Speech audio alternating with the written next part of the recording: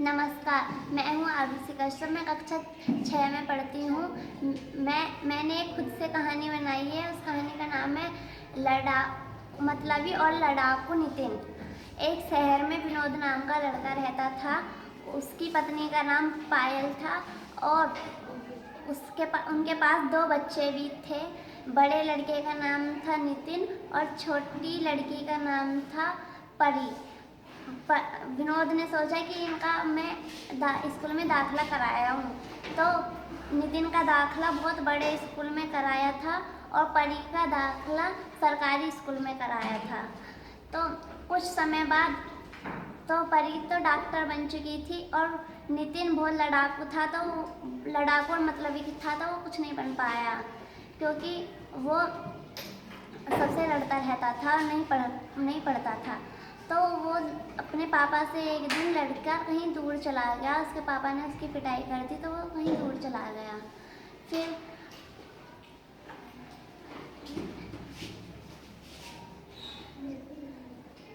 तो एक दिन कुछ समय बाद उसके पिताई की बहुत तबीयत खराब हो गई और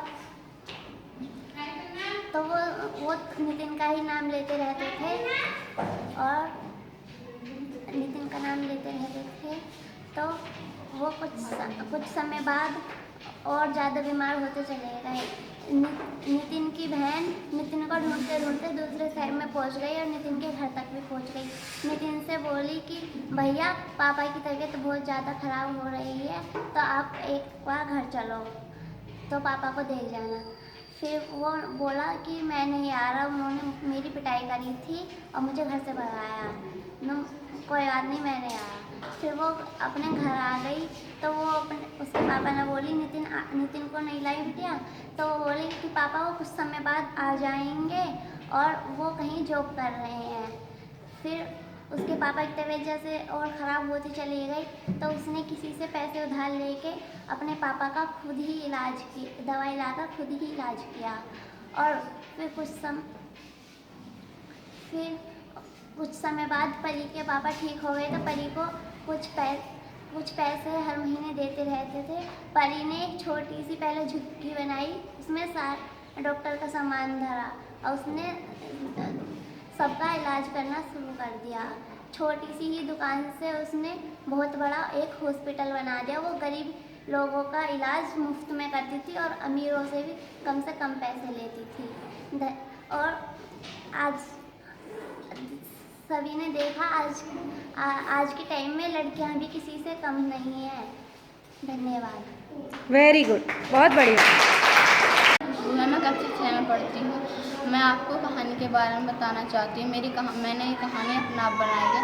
मेरी कहानी का नाम है मैं भी स्कूल जाऊँगी।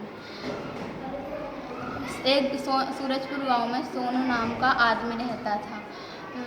उसकी पत्नी का नाम सीमा था। उसकी एक बेटी भी थी और उसका एक लड़का भी था। उसका नाम राजू था। एक दिन उसके गांव में एक स्कूल था। वह एक दिन अपने बेटे का स्कूल में दाखिला करवाने के लिए गया। तो एक दिन राजू स्कूल जा रहा था। उसकी बेटी सोनू की बेटी अनन्या कहने लगी, पापा पिताजी मैं भी स्कूल जाऊंगी। सोनू ने कहा, बेटी आप स्कूल जाकर क्या करोगी? आप तो अपनी माँ के साथ घर का काम करवाओ। सोनू की पत्नी ने कहा सीमा ने कि जैसे मेरी बेटी भी स्कूल जाएगी आप उसका दाखिला करवा कर लो। सोनू ने कहा नहीं, बस सोनू ही पढ़ेगा, ये पढ़ लिख कर क्या करेगी? राजू तो पढ़ लिख कर नौकरी करेगा। सीमा ने कहा मेरी बेटी भी पढ़ लिख कर नौकरी कर सकती है। उसने